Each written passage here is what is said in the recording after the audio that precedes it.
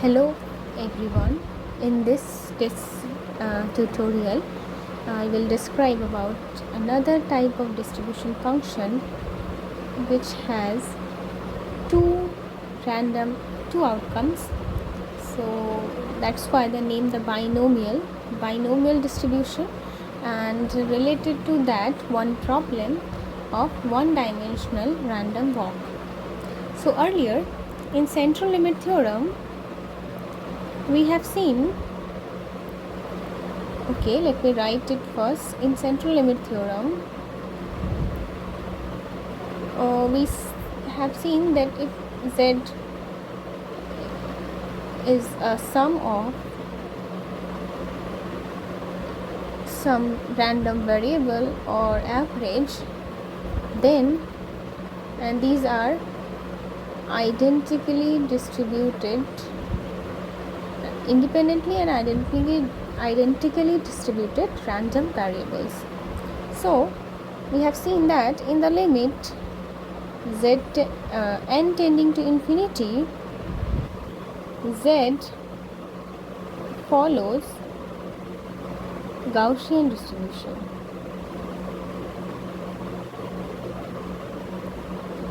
So some examples of this are following. Main examples or main application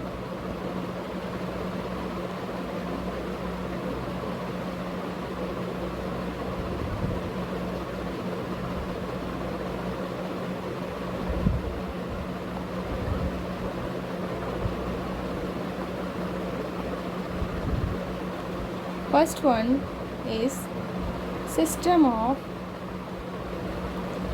non-interacting particles. For this case, our random variables are, let's say, energy of ith particle, and z will then be the total energy if we take only the sum, or average energy if we divide by n, total energy of the system. Another situation is the case of the random walk, and earlier situation is, let's say, the example of ideal gas in which the particles are non-interacting, and statistical mechanics or in thermodynamics especially the first situation is encountered. Random walk problem, here the random variables are, let's say, the distance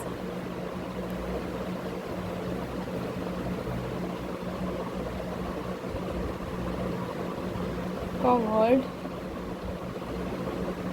by the particle in ith step,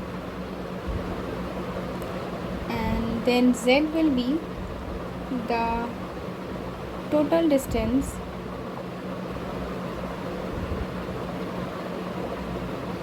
covered in n steps.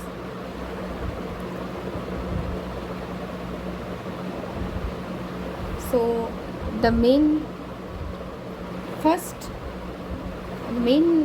discussion is the second one, the random walk problem. To understand the random walk, we need to understand the distribution function, namely the binomial distribution. So first we will introduce, or we will learn some properties, we will see some properties of the binomial distribution function.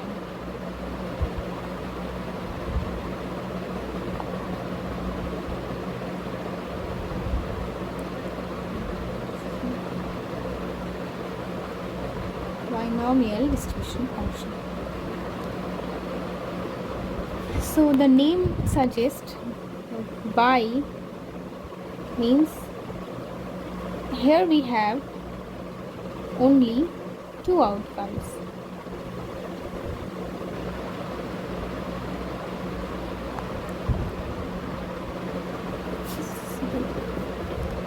Let's say, for example, toss of a coin. So it has either, the outcome can be either be a head or tail. So the outcomes are head or tail.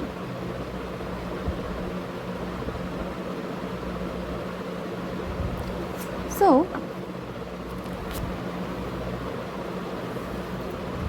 and let us associate the probabilities of these outcomes.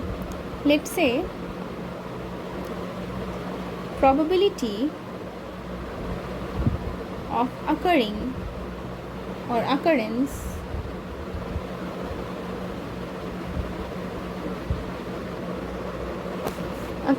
of head is P, and probability of occurrence of tail is Q. In general, these are half, but let's say the case of biased coin. For now, we will just denote it by P and Q, and after that we can just set it to half. So let us start. So then one can ask the question that what is the probability that after n tosses one would have m times head will occur or head have occurred. What is the probability of that? In n tosses, m number of times, small m number of times head occurs. So this question we are asking. What is the probability of P and M? Or for binomial, we just denote it by B, where N is the total number of tosses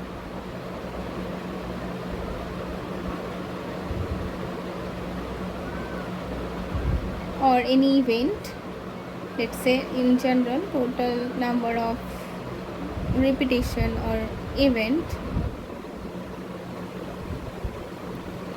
or the experiment, whatever, and M is the number of times this event 1, let's say, and event 2. Event 1 happened.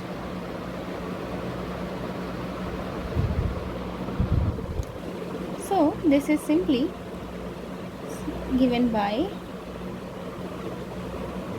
many of you have known this, P to the power M, Q to the power M minus 1, and NCM. So let us understand from where this expression is coming. So we have total n times toss has happened. Let's say the toss has happened n times. So in the first trial we have n chance, or when we have n number of events left, then we have a chance of that we can have n times this m or event 1 can happen.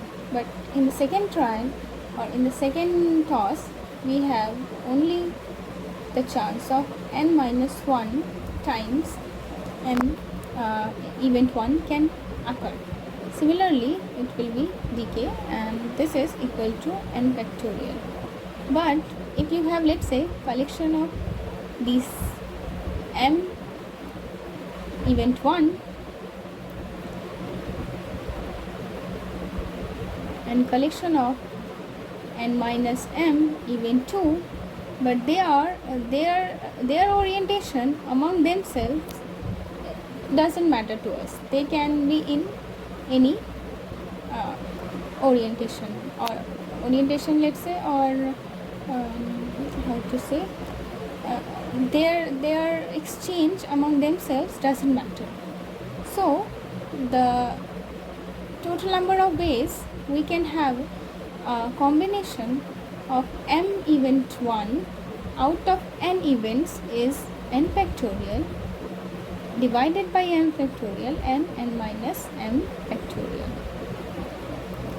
and this is NCM, the combination of m events from total n. Now, since the probability of having event 1 is p and probability of having event q is event 2 is q, and both are occurring simultaneously, and p has to occur m times, that's why p to the power m, and also among these two events are happening simultaneously, that's why we will multiply it, and there are two probabilities will multiply, so q to the power n minus 1, and that's why this is the total probability of having m number of times the event 1 or head out of n tosses, and this is the famous binomial distribution. This is an example of discrete distribution function, binomial distribution. Many of you have also learned in mathematics about the binomial expansion. So the binomial expansion of two numbers p plus q to the power n is actually this: m is equals to 0 to m p to the power m q to the power n minus 1 m n c m. And for our case, p and q are the probabilities and of an event, and the total probability has to sum up to 1. So it's trivial from this binomial expansion that if we sum over all the n's, then will be just p plus q to the power n, and that's why, and p plus q is 1, so it's 1. So this satisfies the property of a probability distribution function. The total probability has to be sum of the distribution or integration. If this is the discrete, so we are summing over different values of m. If it would have been continuous, then we should have integrated it. Okay, now let us see what are the mean and variances or standard deviation of this distribution, because this is important for us. I will show in just in less details, or let's say in details for your simplicity or for your understanding, because this one has to do it once. So let us start calculating the mean of this distribution function. So the mean will be simply m is equals to 0 to n m b and n. To expand this, m is equals to 0 to n m p to the power m q to the power n minus 1. Let us write this in this side: n c m p to the power n q to the power n minus m.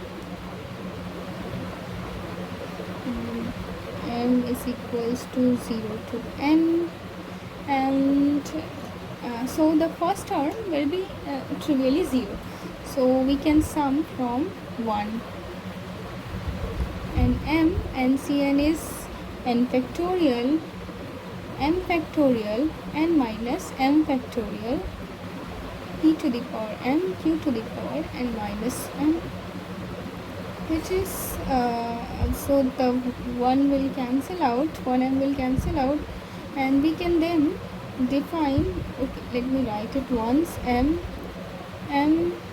m minus 1 factorial n factorial n minus m factorial p to the power m q to the power n minus m, and 1m will cancel out, and let us define a new variable m minus 1 as s. Then the limit of s will again be from s is equals to 0 to n minus 1, n minus 1 factorial if we take n outside, and we will be left with m minus 1 factorial, and this n minus m can also be written as n minus 1 minus m minus 1 factorial, p to the power m minus 1 if we take p also outside, and q will be n minus 1 minus m minus 1. So this is same as, okay, so I have started the limit, so let me write it here, m is equals to 1. Now in the next step I will write it as s. S is equals to 0 to n minus 1, n minus 1 factorial, s factorial, n minus s minus 1 minus s factorial, p to the power s, q to the power n minus 1 minus s. So this is just if the number of trials would have gone up to n minus 1. Okay. So and np, and this will be then p plus q to the power n minus 1 from the binomial expansion formula, and this is 1. So our mean is np.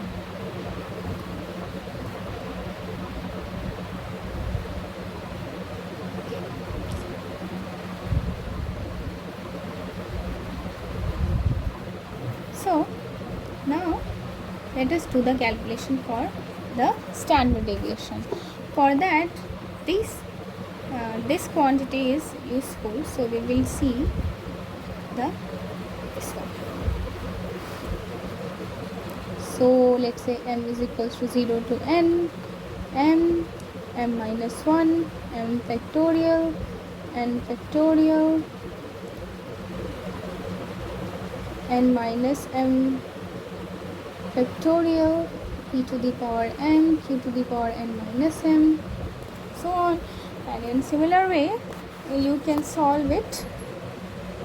You will have n minus 1 outside, and sum over m is equals to 0 to n minus 2 factorial, m minus 2 factorial, n minus 2 minus m minus 2 factorial, p to the power, so if you take p square also outside, p to the power m minus 2, p to the power n minus 2 minus m minus 2.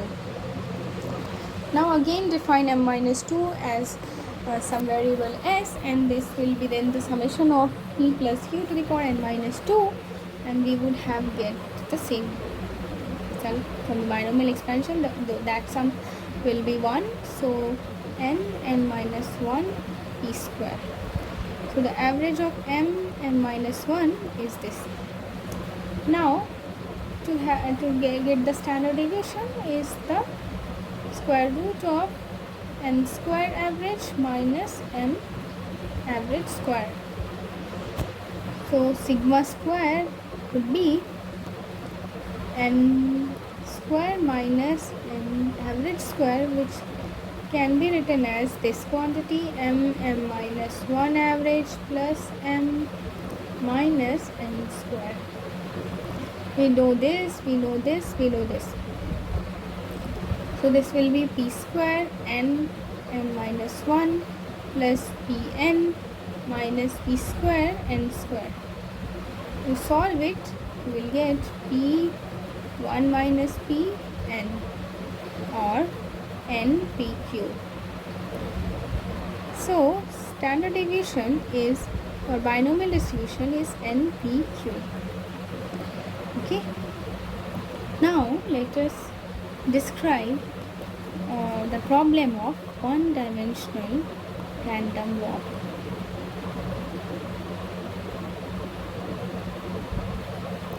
What is this random walk? So let's say we have a particle which can move in 1D in left side or in right side. So it can move in steps. So let us mark the distances. This is 0, L, 2L, 3L, minus L, minus 2L, minus 3L, and so on. And the probability is, let's say this is the particle, and the probability of moving left side, if it is P, and right side is Q, let us say, then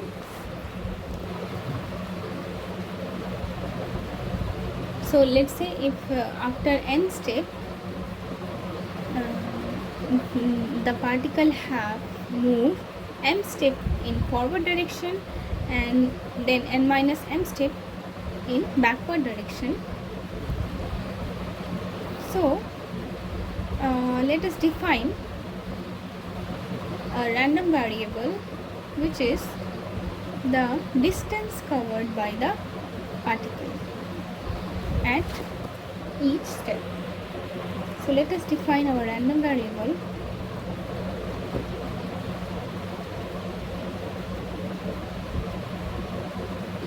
Okay, so the random variable is,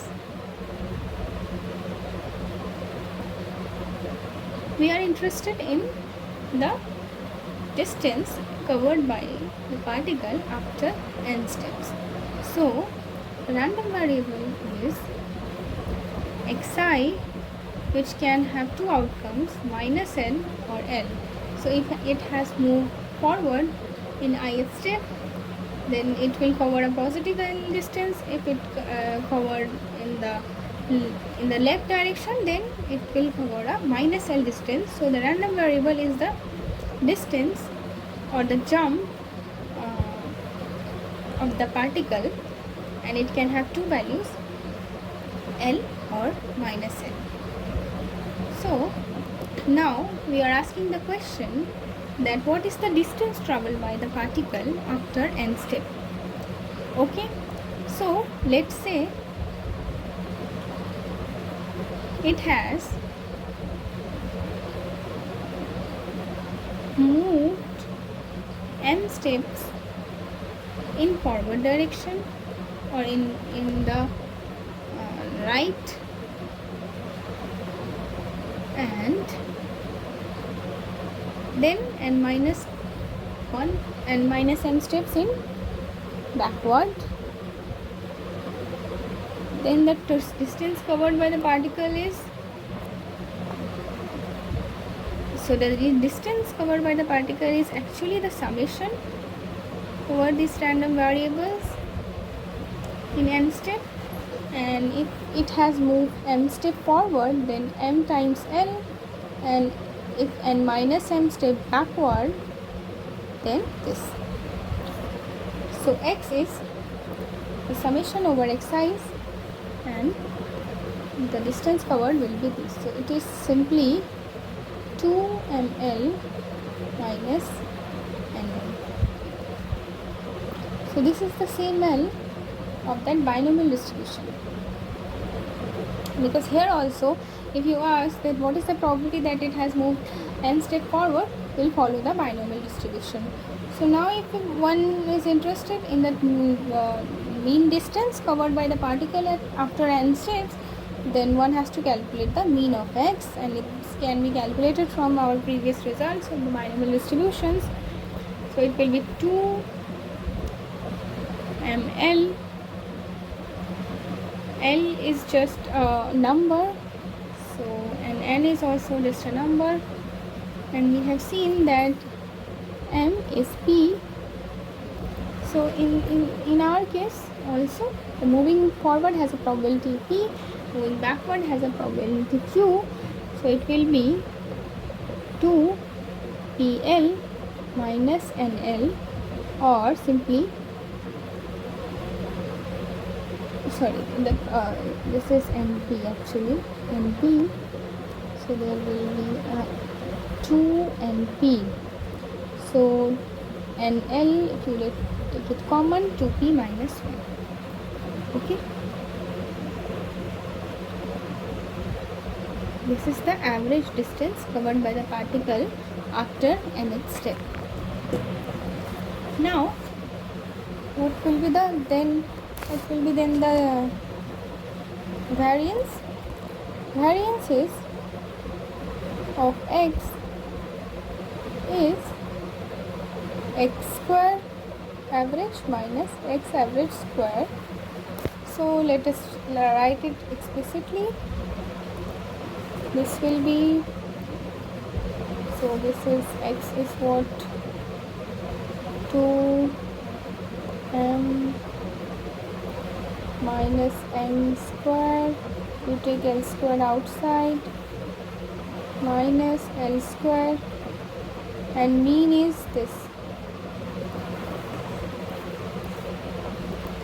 mean is 2p minus 1 whole square, and that's why l square n square 2p minus 1 whole square. Okay, so again do this expansion, l square, and this will have 4 n square plus n square minus 2mn average minus n square l square, and 2p minus 1 whole square will have 4p square plus 1 minus 2p. Okay, so just write it.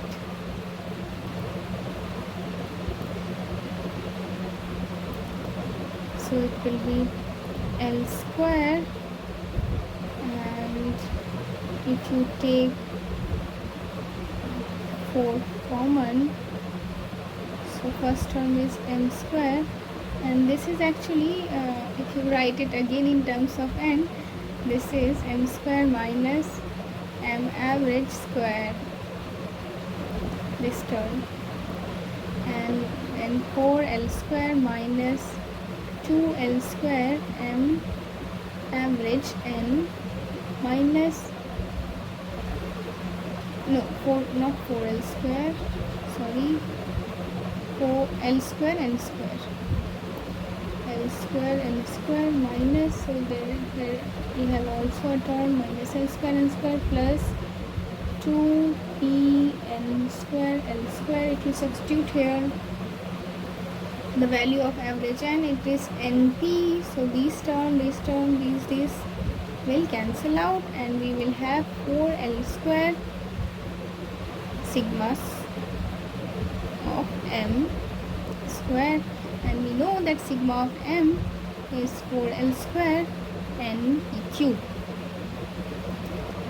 So sigma of x is nothing but 2l n p cube. Now we will apply the limit n tending to infinity. So, and for unbiased toss, so let us now consider the case of unbiased toss or unbiased random walk.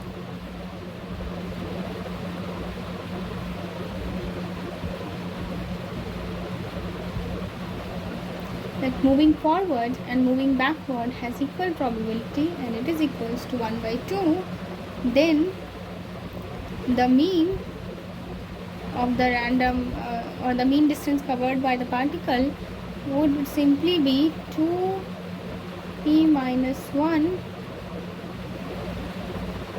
nl, which is 0 because p is half.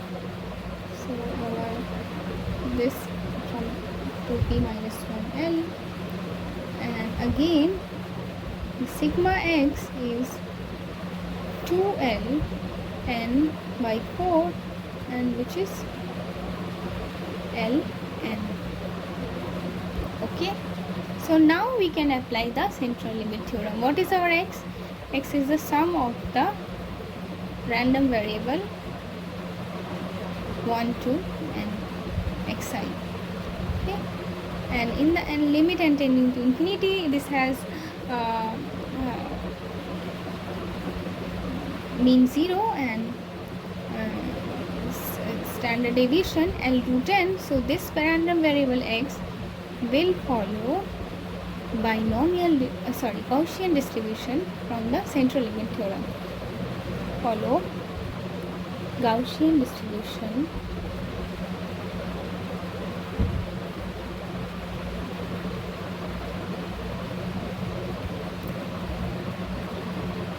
so Pn of x in the limit n tending to infinity 1 over 2 pi L square n exponential minus x square by 2 L square n. And one can also show that in the limit, directly in the limit n tending to infinity, Bn m is actually a Gaussian distribution, tends to a Gaussian distribution. One can take log n Bnm and then take the limit, and then one can show that this is also true. And this is trivial because the x is actually coming from the binomial distribution, and in the limit n tending to infinity, binomial distribution follows Gaussian distribution. So in the next lecture I will describe the phenomena of diffusion, or relate it or describe it from the discussion of our today's lecture on 1D random walk. So thank you very much.